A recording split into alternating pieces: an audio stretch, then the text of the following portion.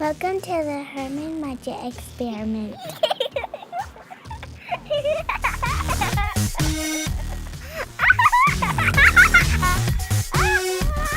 So, Mr. Peitzel. I'm doing fine today. Thank you for asking. Thank you. I absolutely love the fact that we get to talk to people, that we get to talk about the Herman Mudgett Experiment, and we should run over some of the few things that we're going to do, lay out a little bit of the features, some of the stuff that we're going to talk about eventually as we get on into the podcast, and go from there. Yes, indeed. And there's plenty to talk about. It seems to go on forever, really.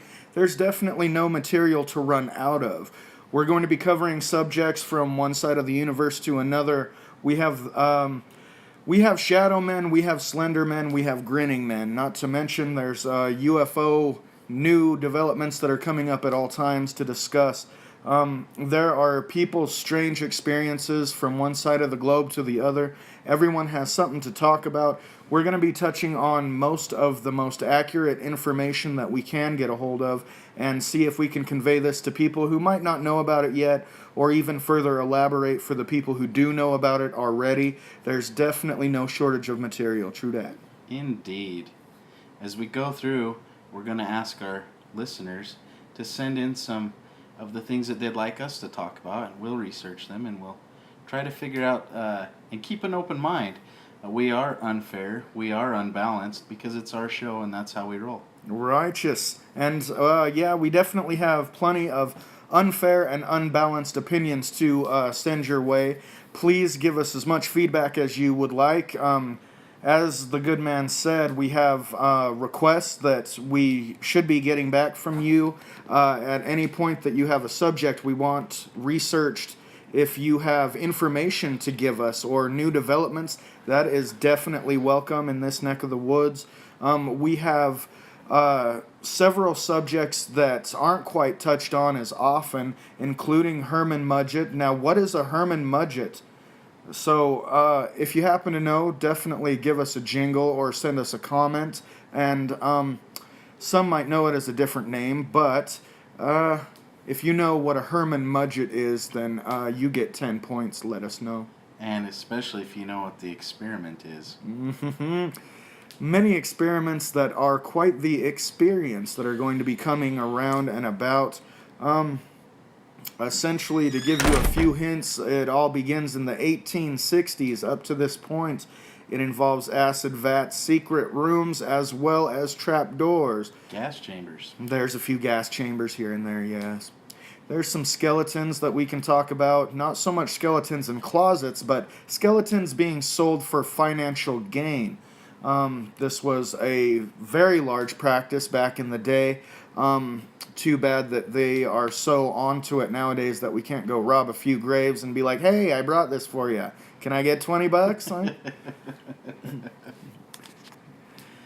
What a world. What a world indeed, and a backwards world it is. Apparently, it goes backwards as far back as we can actually, I want to say count, but it goes even further than that. One thing that comes to mind is what was called the Harpe Brothers. Now, these fellas were around in, it had to have been the 1800s, I want to say. And the Harpe Brothers, who I believe were actually cousins, got away with so much nasty things. From the murder of men, women, and children to robberies, until they were both finally caught and gunned down. I guess karma even caught people back when they wore spurs and rode horses. But I can't imagine the things that people got away with more than they would now that we have our 1984 cameras everywhere and we have cell phones that easily can contact the authorities to take care of the business that needs to be taken care of. I can't imagine what was going on back in the days of the Harpe Brothers as well as the Herman Mudgetts. Must have been quite the experiment back then. Herman Mudgett. The Herman Mudgett's experience. We're also going to take some of the local scenery in, and we're going to fly some drones and take some footage and try to couple it with our podcast so that you can see what we are seeing as we're seeing it in high definition. Definitely beautiful pictures and footage that come out of those bad For boys. sure. And every time that we go out, every time we do something, it doesn't lead us to much. It doesn't lead us to a whole ton of answers, but it does lead us to a lot more questions, I've noticed. True that. And even though we're constantly trying to get in contact with certain people, we don't always get a response. That's why we can't stress enough that it is very appreciated and very important if you guys can give us some feedback, if you have any new developments or any information that maybe hasn't even been posted out there yet. It would be a heavy contribution to the answers that we're trying to come up with, because our main mission, no matter what, is to discover the truth on all of these subjects. A lot of times we're going to look at it from our different point of views, and for the most point, we do have differing views on things, which I think is going to set us apart from most of the other podcasts. We're going to be able to talk about historical things and things that have taken place, but we're going to look at it from different perspectives. Yeah, we're constantly seeking each perspective that could possibly be found. We're seeking out people as well as relatives of some of these incidences that might be able to give their insight into things that have happened or things that might be happening. One thing that definitely it always leads back to is that there is a different perspective on everything. Life is not just black and white, but there are certainly gray areas to tap. And as close as we can come to the truth, it definitely will be better for everyone involved, I believe. Although we do live in today's society when most people absolutely hate the truth. No offense, you truth haters out there. But a mirror can be a very beautiful thing. It's true. It's true. Even dirty mirrors. I mean, it definitely coagulates the image for sure, but as long as it shows the world its own faults as well as its own good sides, then it is a very important piece of reality. The foggy mirrors, and we are the Windex. Indeed. We're going to be scrubbing it down as much as we possibly can, while using as little amount of chemicals as we can. True story. Yeah. Go green, people. Go green. It is the new age. So, we certainly are here to remind you that it is important to mudgitate for at least 20 minutes a day. It is good for the body, the mind, and the soul. And also, we're going to be mudgetizing everywhere. We have been to the sites of the Mountain Meadows Massacre, which was most likely instigated by Mormons who were in fear of their lives for certain reasons. We've tried to be in contact with a few people that have yet to respond, so we are unfair and unbalanced until you give your word on your side of the story. We are also going to be traveling to different areas, such as, I believe it's called the Three Lakes region. It is a pond, essentially, where we guarantee Montezuma's gold is just waiting to be discovered. However, it's not so much waiting. In fact, it's more lurking. There have been bizarre sightings at this spot for a very long time, and it seems like the treasure is indeed cursed because it is impossible to get to. Yeah, every time they've tried equipment failures, it's much like the Oak Island, you know. Every time they try to get down, they get a little piece, a little snippet of something, they see something. It affirmates their calling, and then bam, just like that, it's taken from our grasp, and it is still part of the annals of history. Bam, just like that. And indeed, one of the parts on that topic that fascinates me the most is just even the divers who go down into this lake. They actually have reports of seeing apparitions of Native Americans and such down underneath the water as if they're guarding this treasure. And that is a very creepy aspect to me. True story, and let me remind you, they use the term lake loosely, because I've driven past that location a few times, and I've seen mud puddles bigger than that lake. But cursed mud puddles. the cursed mud puddle of Montezuma. It certainly has a lot of history to tell, and people are trying their asses off to get to the truth, or we should say the The treasure. treasure.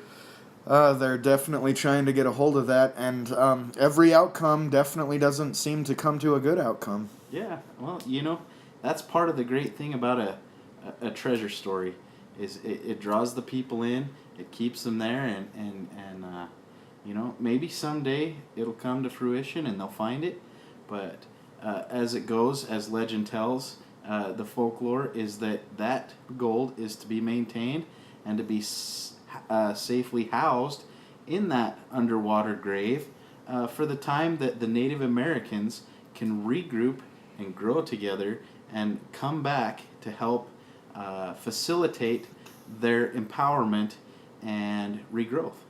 That is a beautiful thing. So not only are we tapping into a good old-fashioned treasure hunt story, we're also getting into the major realms of philosophy, or should I say prophecy. For sure. So we're definitely going to be hitting up Montezuma's mud puddle, and we'll send you some footage as well as whatever sort of information we can gain from the property owners and things like that. We have been to Mountain Meadows, and we spoke with a gentleman at Cove Fort. I forget his name at this point in time, but he was a very polite gentleman who informed us that he did not believe Brigham Young had any knowledge of what was going to happen on that very fateful event in history that is absolutely tragic. When you go to this site, and it's just the most beautiful valley. My man, Mr. Peitzel, took some amazing drone footage with his Inspire, and I have to say, it is definitely inspiring to see these images, to go to this place, and you see the monument, which is just elaborate. Yes, it puts it into perspective pretty good. I mean, you can see the area where the wagons circled. You can see the marshes. You can see where Lee and his men came in from the north end. You can see the battleground. You can see actually the burial area where eventually, in the beginning, they just scattered them around and the army came through and found them and buried them, I believe, 2 years later. Yeah, something to that effect. So there were bleached bones scattered around, and they eventually collected them and built a beautiful monument, spent some pretty good money and effort to making it look pretty amazing, actually, and I think it was a concerted effort between the church and the Arkansas group and the Missourians. And if I remember correctly from the things that you've said, you actually witnessed firsthand a lot of this stuff. Firsthand, I did. I was there to help erect the monument, and as the media launched it off and took it forward, I was there. It was a pretty neat time. I mean, the atmosphere was kind. The people were kind. There was no, ill will towards anyone, and I think it was neat to see the different groups get together. Although I've seen some things online, and I've seen some comments where there is a little bit of, issues. Right. A bit of animosity. Yeah, a bit of animosity. But true to form, that's the way that we roll out here. Anytime there's a massacre, I'm sure some feelings are going to get hurt. Right, maybe one or two. One or two feelings might get hurt in a massacre. But hey, if you were on either side of that sweet venture, then, things take place, things transpire that you don't expect to happen. Stuff gets out of hand real quick, and we certainly understand that. Right, and of course we do need to elaborate then that the Mormons were heavily under attack at this time. They had been driven out from so many areas and so many states, even as far as back east, that they were finally settling down to a certain area here in the Utah Territory, only to really feel that the people who were attacking them were chasing at them again. Yeah. So one could only imagine what it would be like on either end to come through and try to get supplies knowing that you've got a long way to go and be denied. And on the other hand, never knowing when you're going to be attacked, if you're going to be attacked, and trying to pursue religious freedom. Right. Gray areas. Gray. And, of course, then we need to bring up Mr. John Krakauer. Some might recognize the name from the gentleman who documented the escapades of Christopher McCandless, otherwise known as Alexander Supertramp. This would be in his book Into the Wild that I'm referring to for Christopher McCandless.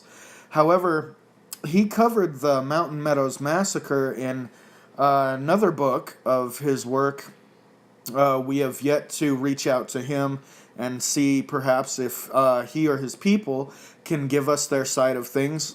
We have certainly reached out to website owners for the Mountain Meadows, and we have yet to hear back, so we are certainly going to be unfair and unbiased. We've also sent an email to the LDS Church, the group that actually is in charge of responding to media requests and helping us understand their point of view, because a lot of the reviews that we've read in accordance with the books is that, our side wasn't fairly represented here, and so we don't want to acknowledge this book because our side wasn't represented fairly, and so we would like to take the opportunity to do so. And later on in when we take our endeavors, escapades, podcast. Our podcast, we have the minute. This has been the Conflict Minute. The dreaded Conflict Minute. When we take the dreaded Conflict Minute, what we're going to do is we're going to take a subject, and my lovely man over here on the left of me is going to portray one side, and I shall portray another side. Of course, always remember that my side is the correct side. This is Grandma Peverly, by the way. This is Grandma Peverly to definitely take up the right side of every conversation. And I, Benjamin, shall take the left side. I didn't even think of it that way. Well, darn. Hopefully, too, in this right and left sides, we can find the mid-ground, because we're definitely looking to tap into every gray area to locate the truth, the bottom line of everything. Sure. We've studied several of the journals. We've studied several of the accounts. We've talked to people. I mean, we're compiling this, and we're going to get it together. We're going to take all different sides, put it together, mash it up into a nice gray pulp, and present it to you, our beloved followers. Beloved, we love you. Mwah. Yes, for your listening enjoyment. Most definitely. I'm sure you'll locate a lot of familiar subjects that have been tapped on, and you can definitely join in on that with whatever information that you do have. These are fascinating subjects that any open mind can appreciate, especially when we're looking for answers. We will be talking about shadow people, because that seems to be a universally accepted phenomenon, as well as we'll be talking about the supernatural, the paranormal. We'll be talking about the very normal that turned out abnormal. Sure. And we have some interesting conversations that we've recorded, some interviews that I think are going to be pretty helpful to understanding some of the things that we're going to talk about. I mean, we've got, like you said, the shadow people. We've got people that we've interviewed, and they've got a demon sitting on their chest, choking them. We've got health studies showing that a lot of people that suffer from these demon people sitting on their chest are also afflicted with sleep apnea, or forms therein of that type of sleep disorder. And we're going to try to correlate it. Is there a sociological aspect to it, or is it a physiological aspect? What is it? What's causing the shadow people? Right, indeed. A lot of times they would refer to it as sleep paralysis when this happens to them. A lot of people will wake up and see some sort of a dark figure, if not sitting directly on their chest, then they will see a shadow figure standing in the corner of the room or the doorway. Sometimes it's at the foot of their bed. Nevertheless, they all seem to describe this indescribable feeling of fear that will not allow their body to move. And so as you said, a lot of the people that you've talked to also have been diagnosed with a sleep apnea of one sort of or another. And so it would be definitely interesting to tap into the physiological as well as the psychological ramifications of this and how it is related. A lot of people seem to see the same things under similar conditions. On that note, there was several individuals who I have spoken to who were experimenting with psychological drugs. There you go. In this case, it was psilocybin mushrooms. And these people both reported that at the very same time, without even talking to each other, they saw a huge shadow, sort of a fog, that seemed to creep up the wall and the ceiling, and they both witnessed this at the same time. A lot of times it'd be a really funny story to be like, oh yeah, couple of hippies tripping, you know. Yeah. But then both of these guys saw the same thing at the same time. But you gotta wonder, is there something to this? Do those drugs allow you to tap into something that normally you wouldn't see or think to see? Or does it create a pathway to be able to see these apparitions? Or is it just simply a chemical in your brain playing tricks on you? Right. And on that note, the theory of psilocybin mushrooms is that it is a poison in your body, as well as alcohol, everything like that. They always say it's a poison of some sort.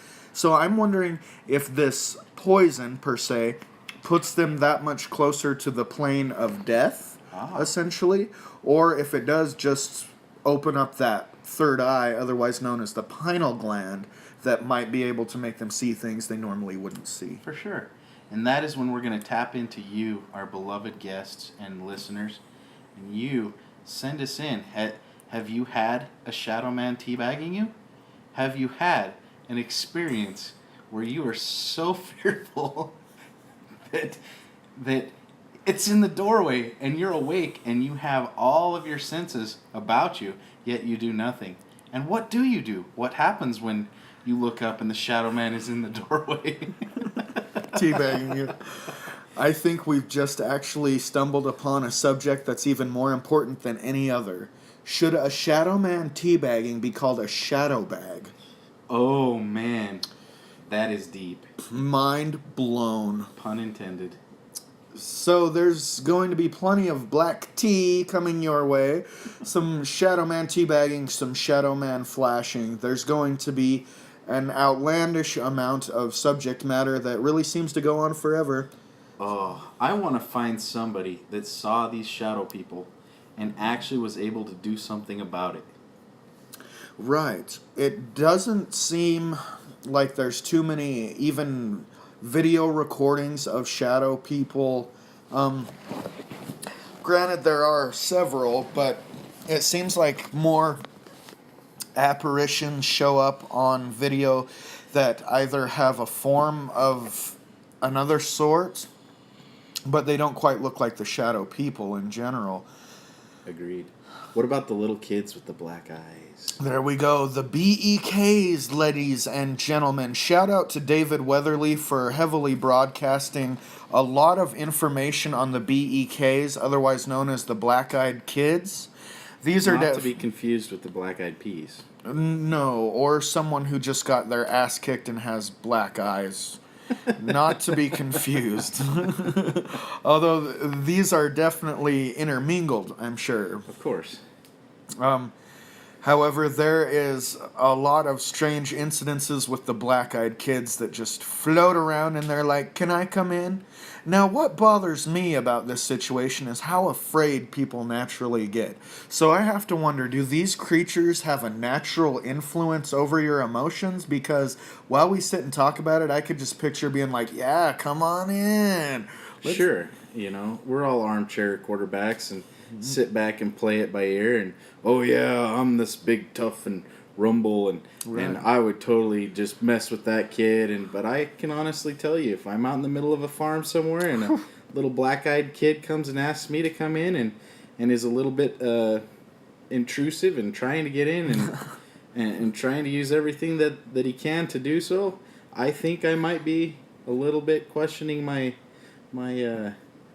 girth in this situation. Right. I definitely understand that. And especially they have that pasty skin all the time. It's like, yes, come in. You can use my sun tanning room. Noxzema poster child. Right. Right. It's like they use so much Proactive that their eyes go black and that their skin remains That's all it completely is. pristine. That also goes back to the men in black who almost have translucent skin and how beautiful they are, but Can't handle their jello. can't handle the jello. I can't. When you told me that, I about had a heart attack, man. They don't know what to do when you offer them jello. However, Maynard James Keenan can't have a band called Green Jello because it breaks copyright laws. Maybe. Ooh, green jello, southern Utah. Right. My goodness. See, we're just tapping onto all these subjects and getting closer to the truth as we speak. I can't believe it. Jello. Jell. Oh my God. Oh. So we're going to be on to a million different things. We're definitely in an area that provides a crossroads to every different avenue as far as exploration goes, as far as history goes. We are in the southern Utah desert, where anything is possible. Several bodies are buried, and, No one's talking about it. no one is discussing this. I feel like we have to provide that service. Agreed. As we seek the truth, that is definitely the heavy foremost on our mind, is trying to get as close to what is really happening as possible, because there is far too much illusion and misinformation going on in this world. For sure. We can't all blame the internet. Of course, we can mostly blame ourselves, but I'm sure the internet has a lot to do with it.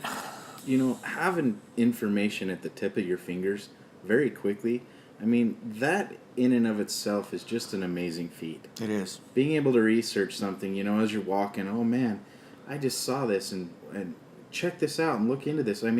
Just in our travels here in southern Utah, we have wandered around, popped things into our heads and pulled it up on Google. And anything on Wikipedia, if it's on Wikipedia, it's true, right? Yeah, and anyone who says it's not true is a damn liar. Of course. So, we just look it up on Wikipedia and we report the truth. That's all. Every now and again we tap into some YouTube, but yeah, Wikipedia is just it. Wicked. And there is definitely no shortage of information. I remember when they'd make us do a research project, we'd have to go to the damn library and look through the little filing cabinets that have the subject cards. Remember the microfiches? They were my favorites. But I'll tell you what, sitting back with some of Grandpa's cough syrup and a nice, delicious vape and your thoughts to run about wild with Wikipedia at your fingertips, who could ask for more, seriously? Right. You just know that we're the kings of the world as long as we have Wikipedia. Okay, so now that you've gotten a taste of the Herman Mudgett Experiment, we are going to try our best to perform. We're going to be performing. We are also going to be providing. Also, anything that you can provide is so much appreciated. We love you for listening. We love you for any information and feedback that you can give. And this is your very important reminder that we are here to provide the truth at all costs. Unfair and unbiased. Yes. And I'm Benjamin Peitzel. And I am Grandma Peverly, here to remind you that it is important to mudgetize at least 20 minutes a day, good for the heart, the mind, and the body. And it's okay if you get caught. Nobody's going to judge you. Today's podcast is brought to you by Grandma Peverly's Buttercup Smoothies. Oh, they do look delicious. I'm sure to buy 10. Welcome to the Herman Mudgett Experiment.